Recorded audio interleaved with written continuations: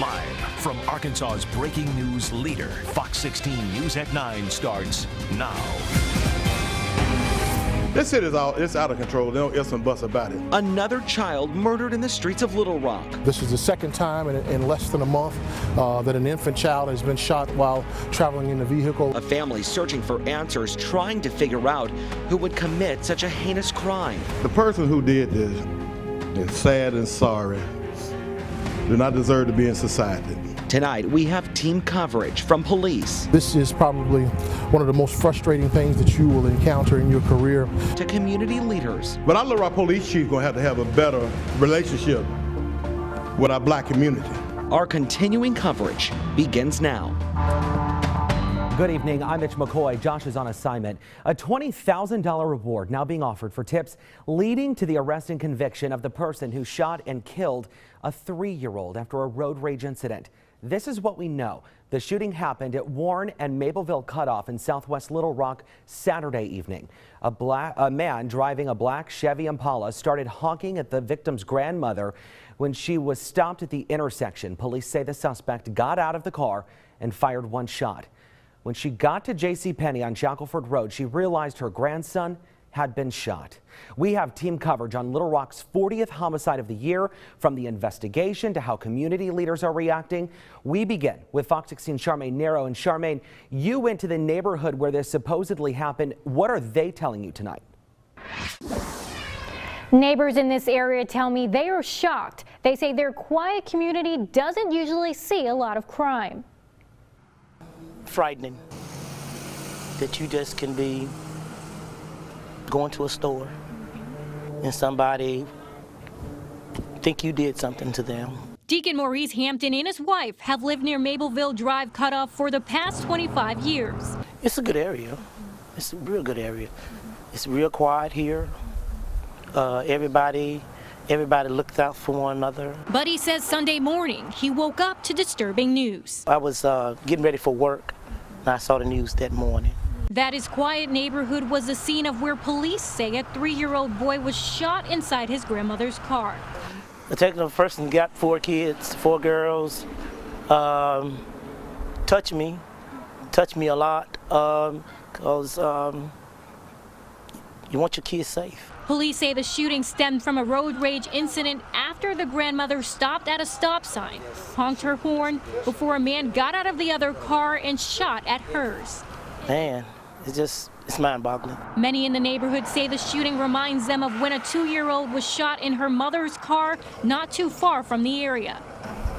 Twice in less than 2 months. Hampton says the violence, especially towards young children, needs to stop. It's raising your kids. You got to sit down and talk to them, and for them to revert their anger in another way. Police are still searching for the person responsible for that shooting. The suspect is believed to be driving a black Chevy Impala. Of course, if you happen to see this, notify police. Mitch, back to you. Charmaine, thanks. The shooting is the city's second toddler tragedy in less than 1 month. 3-year-old Asen King last night, of course, and less than a month ago, 2-year-old Ramiah Reed. Now church leaders are calling on the city to do something about it. Fox 16's Isabella Mueller continuing our team coverage tonight. She's speaking with leaders along with a state representative. She joins us live from Little Rock Police headquarters with more. Isabella, what are they telling you? Hey, Mitch, these leaders are saying these 2 toddlers have moved them to tears and they didn't even know them. Now they say police and city officials must come together to stop the violence. These kids are innocent,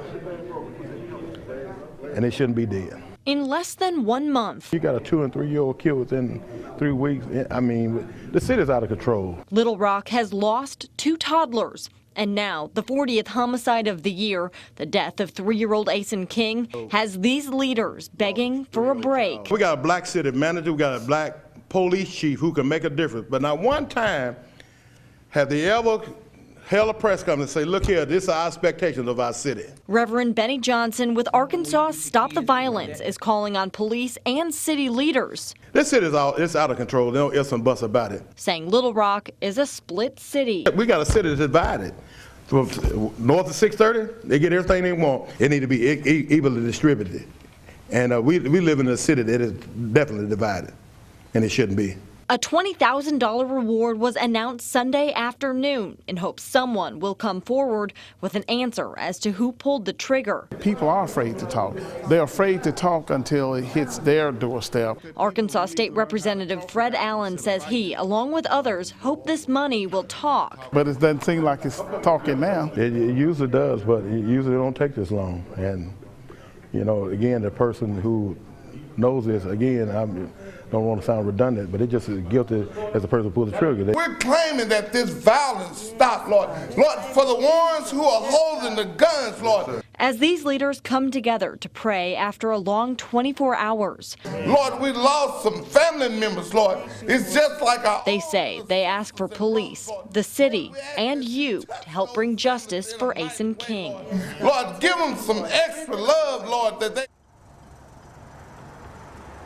And these leaders telling me it's going to take everyone in the city to come together to find out who's responsible for the 3-year-old's death and to end the violence on the streets. In Little Rock, Isabella Moeller, Fox 16 News. Mitch, back to you.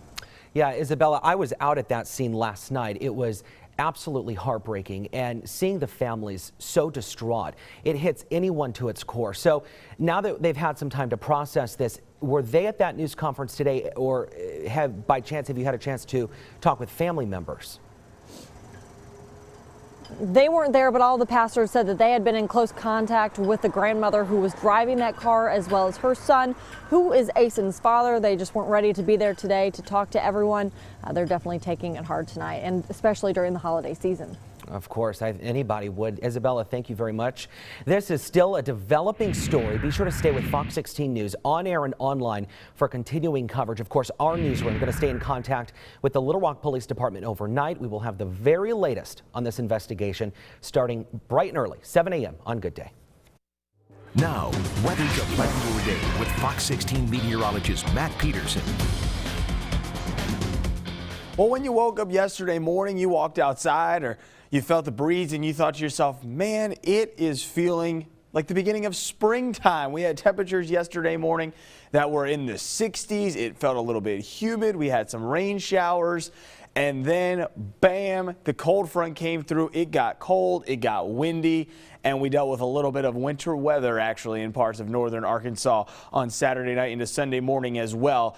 Again, yesterday morning, those temperatures in the morning, 60s in some areas. This morning, though, single digits in northern Arkansas, teens, and then 21 for our morning low here in Little Rock. So again, if you were up early this morning and it was with that breeze too, you maybe felt some temperatures, or with the wind chill, it felt like it was down low teens, even below zero in areas of northwestern Arkansas. So again, very different from one day to the next over the weekend. Satellite and radar picture, there's still this area of cloud cover that's just not leaving us here in the natural state.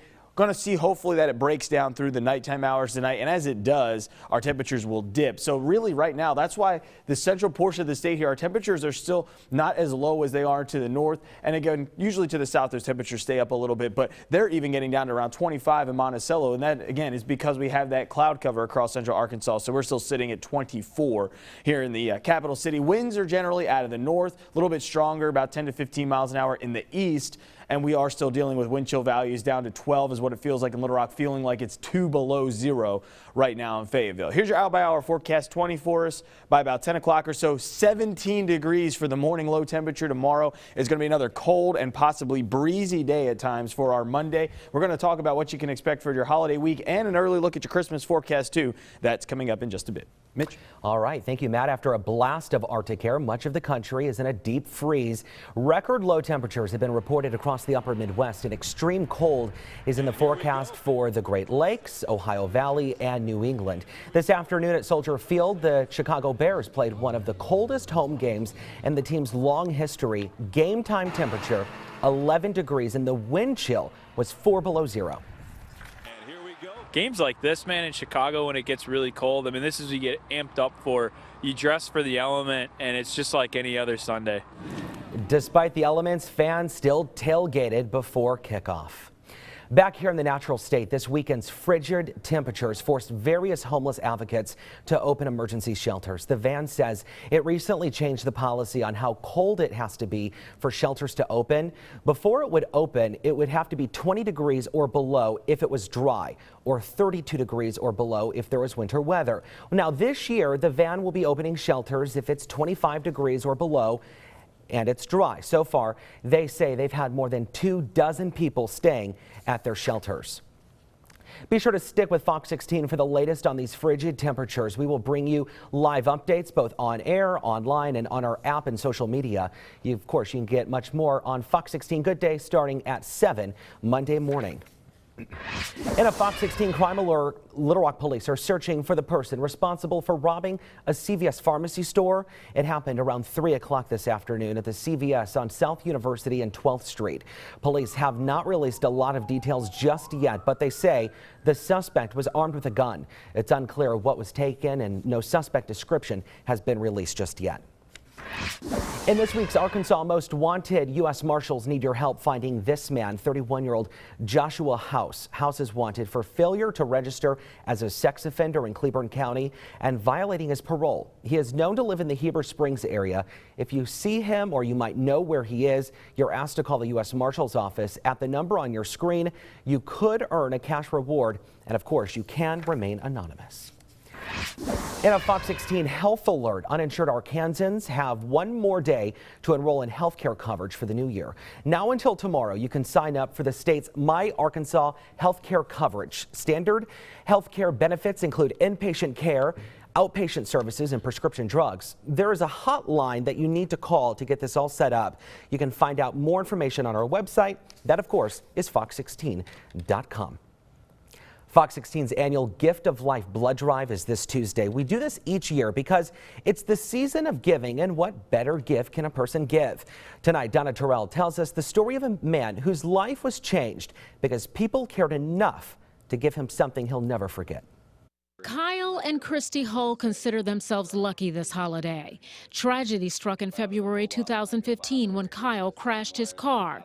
This picture tells the story. Kyle had missed a curve and hit a tree head on. Someone found Kyle and got him to the hospital while Christy got the dreaded phone call. The way they described it on the phone was that he had a broken leg and they thought maybe his arm was broken. But it was far worse than that. When she got to the hospital, I heard him say that he'd already had 8 units of blood. Kyle was in bad shape. He would eventually lose his arm, have multiple surgeries, and need intense physical therapy. Before my accident, I had never donated blood or anything, you know.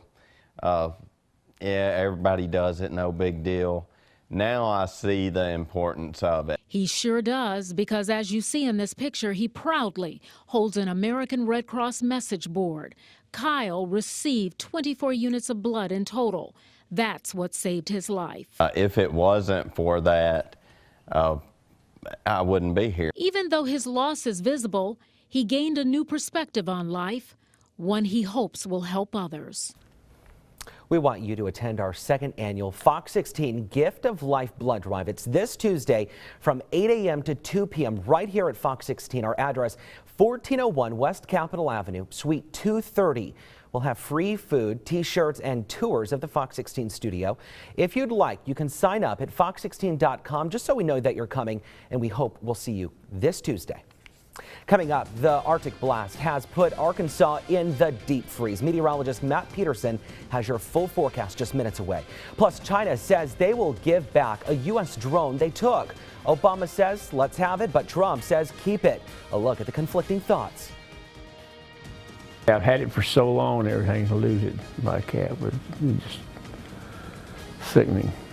And later, the power of social media reunites a veteran with one of his most treasured belongings, where it was found, and how he got it back when Fox 16 News at 9 returns.